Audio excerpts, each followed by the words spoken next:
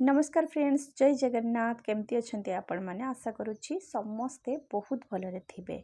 एबे जेहेतु आंबर सीजन चली आज पवित्र सावित्री व्रत ता उपलक्षे आज मु आपण मानक सहित शेयर करिछि आंब आ सागुर गोटे ड्रिंक कहतु बा पणा कहतु जहाँ भी कहतु एटा बहुत टेस्टी बनिबो।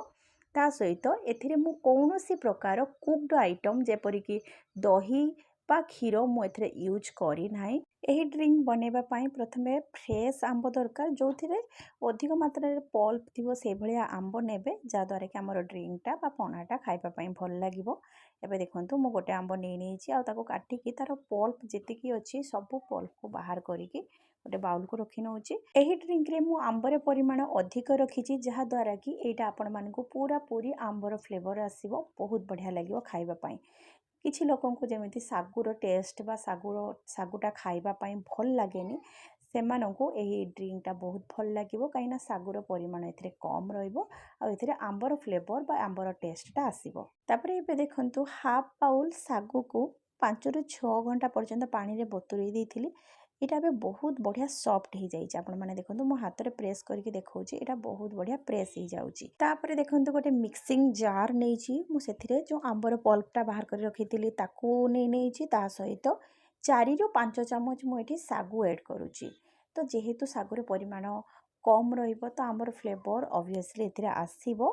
ता सहित फ्लेवर पाई किछिटा गोलमरीच आ 3-4टा गुजराती को एभली भाबे कुटी नेइची आ तार गुजराती रे चपाटा को बाहर कर नउची जहा द्वारा कि खाइला बेले चपाटा पाटी को आसिले बिल्कुल भी भल लागेनी खाइबा पई। तो चपाटा को बाहर करिके ताको गुंड करिके पकई नेइची। आ गोटे बाउल पानी रे मु अल्प किछि मिश्री को पकेइकी ताको फ्रिज रे रखी देइथिली। एटा अबे पूरा ठंडा अछि, चिल अछि आ मिश्रीटा मध्ये ता सहित भल भाबे मिक्स हेइची। एई पानीटा को मु मिक्सिंग जार रे नै नउची तापर ताको भल भाबे ग्राइंडिंग करनबा। एबे देखंतु तार थिकनेसटा केमितिका अछि। आपण जेतिकी भी पतला बा बहलिया खाइबा पाई चाहंती सेई अनुसार ठंडा पानी ऐड करनेबे। तापरे मु किछिटा काजू को पानी रे बतुरई के रखिथिली ताको मध्ये ग्राइंडिंग करके नै आसीची। पछरे काजूटा ग्राइंडिंग करिबा द्वारा देखंतु काजूटा जो खंड खंड होइकी रही थाए तो एटा खाइला बेले जतले पाटी की जाए खाइबा पाई बहुत बढ़िया लागे। तापरे मु एथिरे किछिटा फ्रूट्स ऐड करूची जेमितिका छोट छोट कटा हैतिबा एप्पल, कदली आ डाळिंब पके नेइची।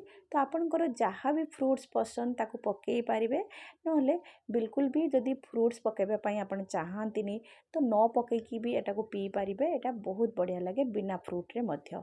तो तापर एटा देखंतु पीबा पाई एबे रेडी हो जाइछि। 2टा ग्लास रे मु एटा को नेइछि।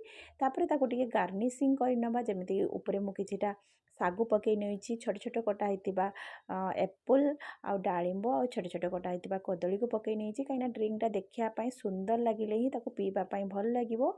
आ किछिटा मु आलमंड को छोट छोट काटी के रखिथिले ताको मध्य रखी नेइछि। ता ऊपरे आपण माने चाहिए एही ड्रिंक रे अल्प टिके लूण पकेइकी आर टेस्ट को एनहांस करि पारिबे। मु एथिरे लूण बिल्कुल भी यूज करिनी। आपण माने आपणकर टेस्ट अकॉर्डिंग एथिरे ऐड करि पारिबे जहा द्वारा कि ए ड्रिंक टेस्ट आहुरी बढ़ी जाय थाए। आशा करूछि आज ड्रिंक आपण मानकु भल लागिथिबो। जदि भल लागिथिबो प्लीज लाइक करंतु, शेयर करंतु और चैनल नुआ थिले चैनल को सब्सक्राइब करंतु। Thank you. जय जगन्नाथ एंड